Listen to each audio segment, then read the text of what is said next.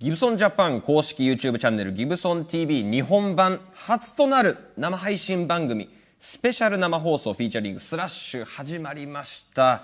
はい、都内某所のギブソンラウンジ東京からお届けします。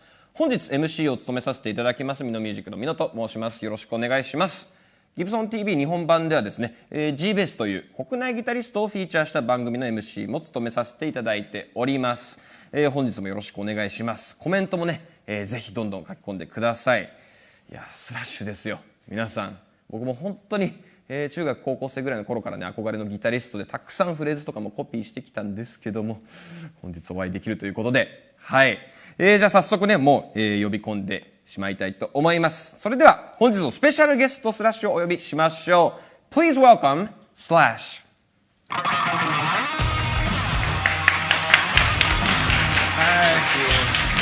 Great to have you. いやー Thank you。 はい、今回の来日公演なんですけどもアルバム4の楽曲を、メインに演奏されると思いますが、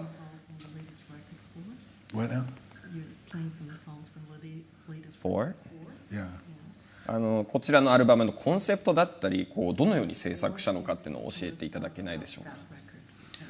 Oh yeah, so well we're here promoting the record 4, which actually came out in 2022, but there's some issues that happened with scheduling and whatnot, so we're a little bit late coming, but we're playing a lot of songs off of that record. I don't know, maybe 5 or 6 songs off of that record, and then doing some of the older stuff, and then there's a couple pretty new surprises that we've never done here before, so it's a pretty cool set. 今この4のプロモーションでツアーしてるんですけども、実はこのアルバムが出たのは2022年とねしばらく前のことだったんですけれども、スケジュールの関係で、ツアーはねちょっと遅くなってしまったんですけれども、今のツアーではこの新曲この4から5、6曲やってますし、古い曲ももちろんやってますし、あとねいくつか新しいサプライズな、ね、曲もやっています。自分の曲ってどれも我が子のように大切なものだと思うんですが、この4のアルバムの中で特にお気に入りの曲とかってございますか？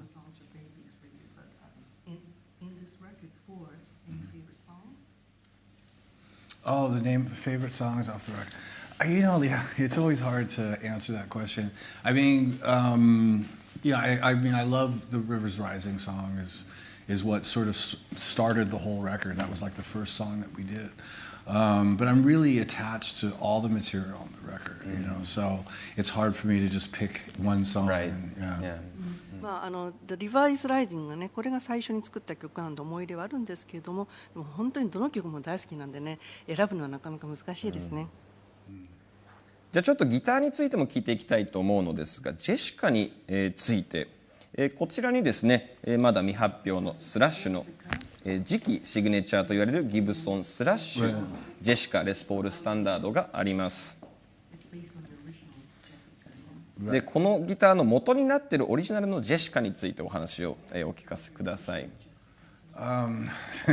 So okay, Jessica, she was the first guitar that I got from Gibson after we recorded Appetite for Destruction, and we were on the road for about a year, and I was using what was called the Derrig guitar, which was a handmade Les Paul copy, 59 Les Paul copy, and I wanted to retire that guitar because, you know, I bang on my guitars and stuff, and it was a great recording guitar, and I wanted to make sure I didn't break it, wanted to take good care of it.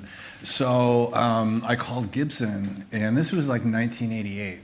So I called Gibson, I said, hey, you know, my name's Slash, and I've got a band called Guns N' Roses, and I need a couple guitars.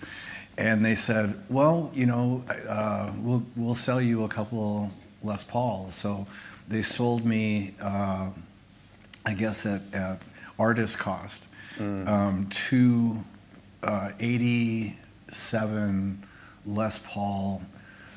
You know, they call them factory seconds, right? So they're the kind of guitars that you put on display, but they don't sell them. And so they gave me 2 of those, and one of them was Jessica. It's a basic 3-piece Les Paul standard. And that was my live guitar, primary live guitar, all the way through the rest of that tour, so 88 and 89. And then when we did User Illusions, from like 91 to 94, that was my primary live guitar then too. And then also in Velvet Revolver, it was, you know, and I still use it to this day. I have it during the Guns tour. I'm still using, that's my main Les Paul. But there's nothing super tricky about it. It has Seymour Duncan Alnico 2s, basically all the same hardware, but you know, nothing tricky, you know. Yeah. But it's a great guitar.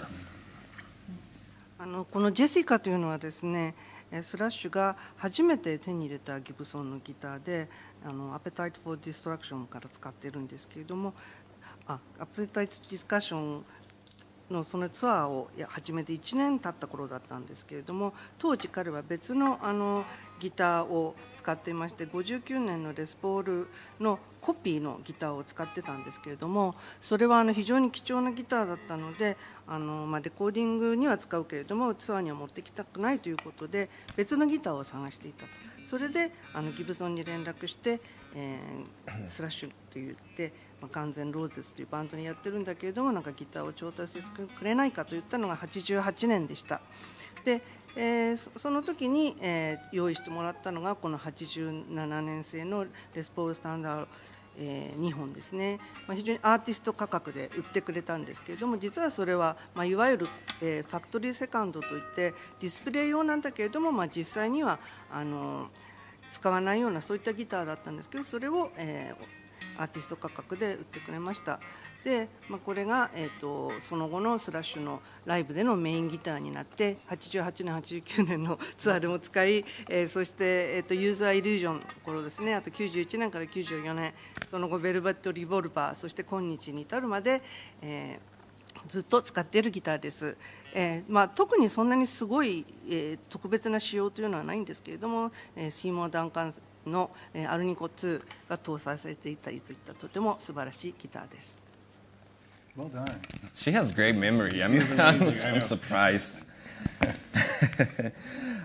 ではジェシカという名前について伺っていきたいんですが、なんか偉大なギタリストってこう女性の名前をギターにつける伝統があるというか、B.B. キングはルシールだったりとかあると思うんですが、どういった経緯で名前をつけたんですか？ I honestly can't remember.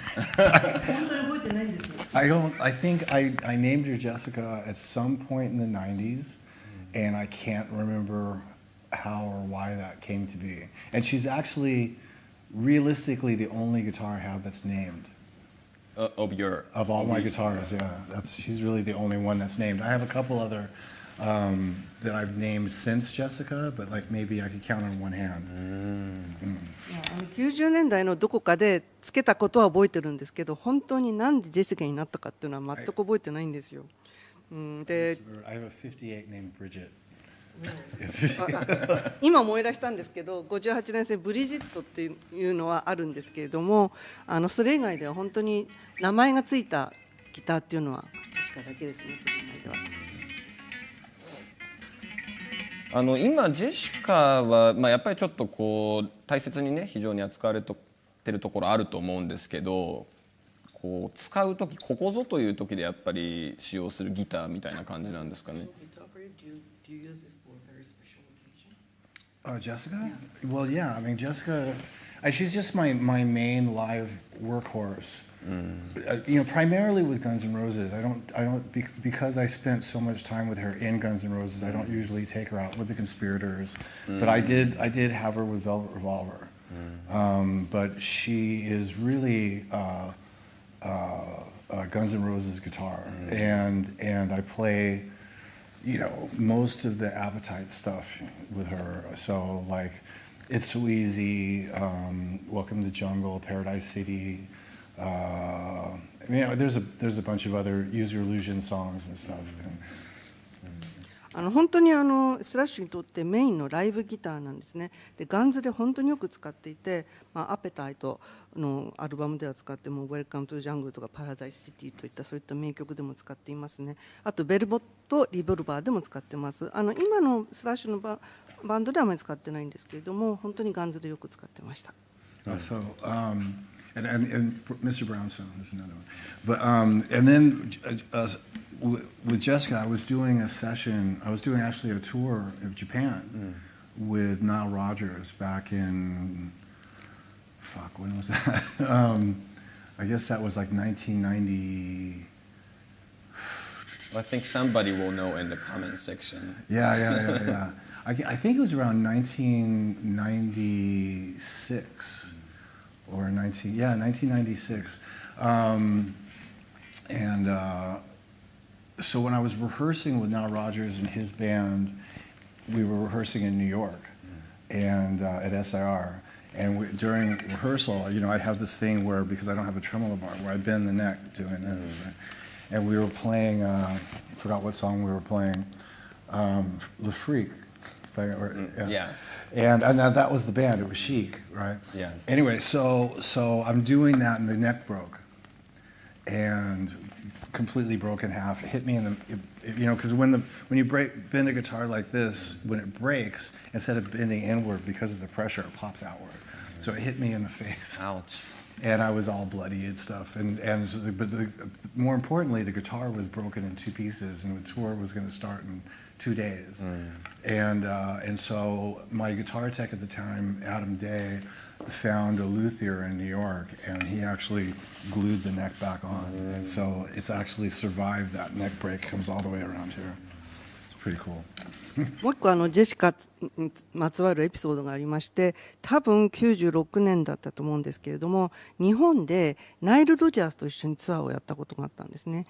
でそのリハーサルをニューヨークで行ったんですけれども、その時そのトレモロアームがついたこのギターを使ってたんですけれども、それがリハーサル中にネックが本当に真っ二つに割れてしまって、それがスラッシュの顔に当たってしまって流血してしまったという、そういうことがあったんですね。でしかももう2日後には、もうツアーが始まるということで、当時のニューヨーク、クラッシュのギターテクの方がニューヨークのギター職人を見つけて直してもらったという、だからそういった事故があったにもかかわらず生き延びた、そういうギターです。そのリペアの後にジェシカのサウンドとかキャラクターってなんか変わったりしましたか？ I don't think it really changed the sound since the accident, as far as I can tell. それはないと思いますね。では、スラッシュさんがですね、もうずっと愛用しているギブソンのレスポールについて伺っていきたいんですが、レスポールを使い続ける理由、そして魅力っていうのはどういったところでしょうか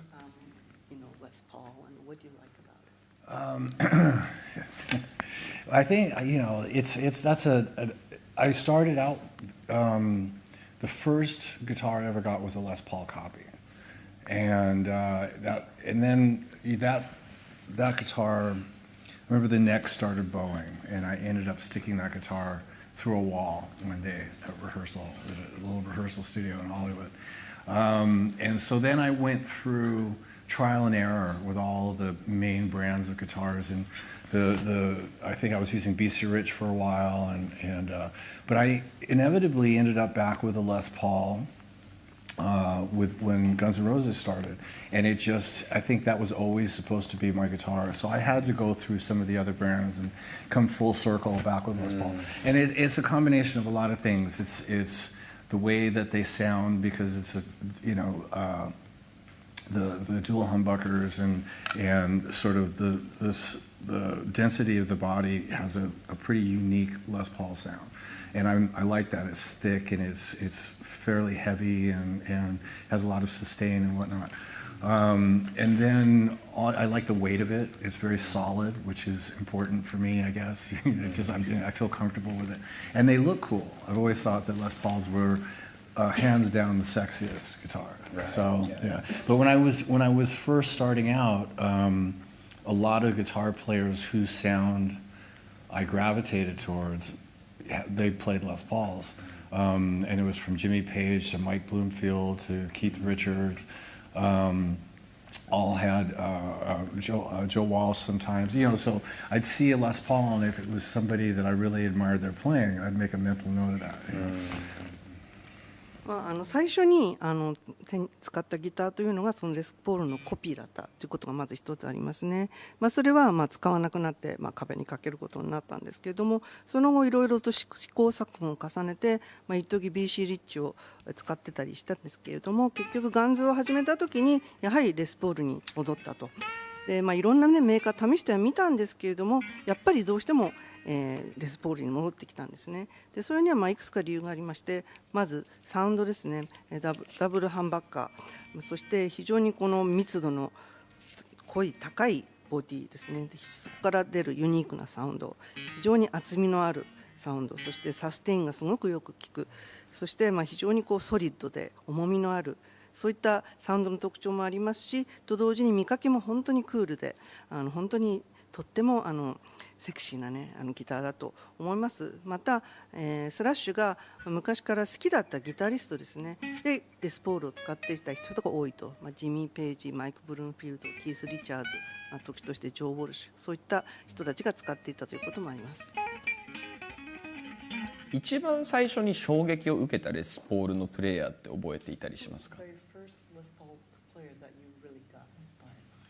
？I'd say hands down Jimmy Page was the first real Les Paul player, because when I was a little kid, way before I ever even dreamed about playing guitar, my parents had the Led Zeppelin II record, and my parents had the fucking killer record collection, and they had that record, and I Whole Lot of Love was as important to me when I was 8 years old as it ever was after I got older.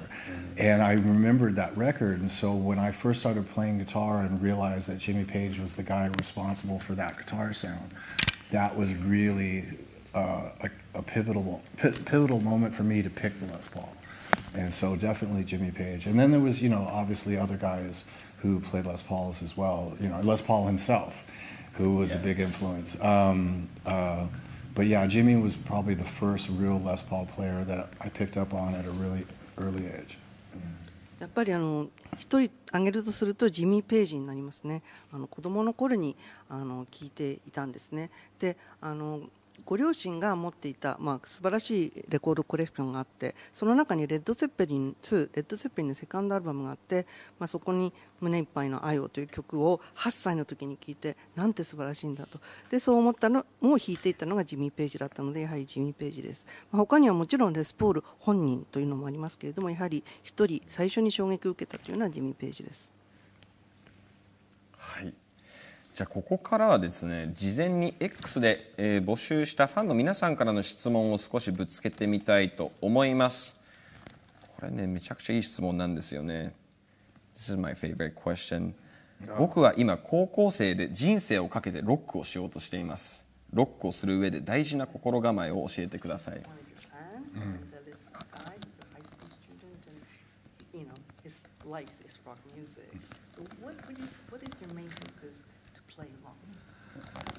Wow. Okay.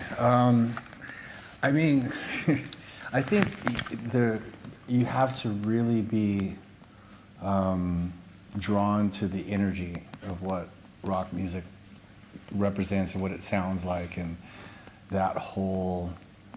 I mean, there's obviously so many different kinds of sounds within the genre, but I feel like that's the most important thing. You have to really be moved by that attitude and that energy and that sort of sound, and feel inspired to want to make music and do something similar. I mean, I think that's really how we all sort of start playing rock music, is we just love the way it feels and sounds.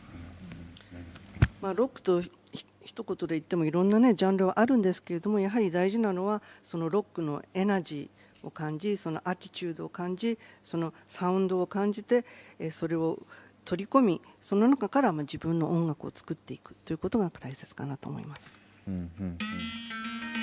Speaking about energy、よくライブで逆立ちをねすることがありますが、ステージで走ったり逆立ちをするために毎日筋トレなどをしたりしているんでしょうか？ I try. I do. I mean, I hate going to the gym and stuff, but I do try and make a habit of going because it helps to be able to keep up the stamina of doing the shows every night and being sort of able to withstand the physicality of it, you know. But yeah, so there you go. 実はジムに行くのは大嫌いなんですけれども、なるべく体は鍛えるようにしています。やはりライブでね、あれだけのことをやるためにはスタミナをつけて体力をつけないといけないので、頑張っています。僕はライブでの演奏経験が少なく、本番になるといつも緊張してミスをしてしまいます。スラッシュさんは本番前どのようにして緊張をほぐしていますか？そもそも緊張することはありますか？ What do you do before going on stage in order not to get nervous, or do you ever get nervous? I get nervous every night. You still do? Yeah, I still do, and you just have. It's something that you just get used to doing. I don't think that ever, at least for me, it's never gone away. But I mean, I also feel like that's part of the anticipation and the excitement of going out and playing in front of an audience, and so. I probably don't want to lose that, you know. But how that affects your playing, which this person is asking, is just something you have to learn how to get a handle on. That's basically, and it really comes more from experience than anything. You just have to keep doing it. 実はスラッシュも今でも毎回緊張しています。で、もうこれはもう慣れるしかないんですね。でもその後緊張した状態でもオーディエンスの元に行ってなんかその期待に応えるっていうね、そういった気持ちも忘れたくないので、ある程度緊張感があるというのはいいとは思うんですけれども、でもそれによってね、ミスしてしまうということで、それをどう乗り越えればいいかということなんですけれども、やはりもうそれを乗り越えるためにはひたすら経験を積んでそこから学ぶしかないのではないでしょうか。中学生の頃から大ファンです。スラッシュさんのギターをコピーしているんですが、ギターソロがとにかく難しいです。練習がうまくいかない時やマンネリ化した時、スラッシュさんはどうやって上達しましたか？ I mean, I guess basically you call that sort of writer's block or just getting stuck in a rut.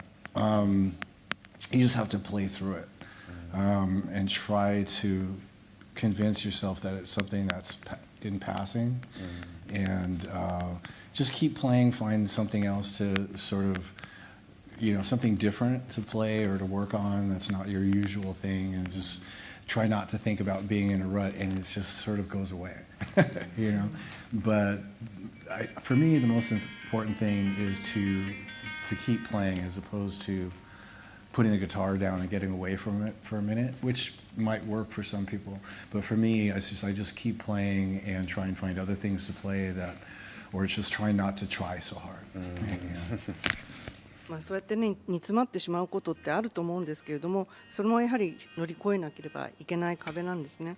で、ひたすらとにかくプレーするしかないかなとスラッシュは思います。中にはね、ちょっとその間一旦やめてまた戻った方が良くなる人もいるかもしれないんですけれども、スラッシュの場合はとにかくプレーは続けて、でちょっと今までやってきたこととは違うようなねプレーをしたりと、そういったことを続けて乗り越えていくしかないかなと思います。はい、ありがとうございます。いや、ということでなんでしょう、今回ちょっとインタビューしてて、スラッシュさんのサングラスに僕が映ってるんですけど、世界一シュールな光景を見てる気がするというかね非常に感慨深いものがありました。ありがとうございます。It was so thrilled to see myself reflected on your shades. It's like, thank you. 本日はご視聴ありがとうございました。今回のライブ配信の模様なんですが、ギブソン TV 日本版でアーカイブで後日公開予定ということで、はい、公開時期などはギブソンジャパンの SNS をチェックしてください。お楽しみにということで、本日ありがとうございました。Thank you.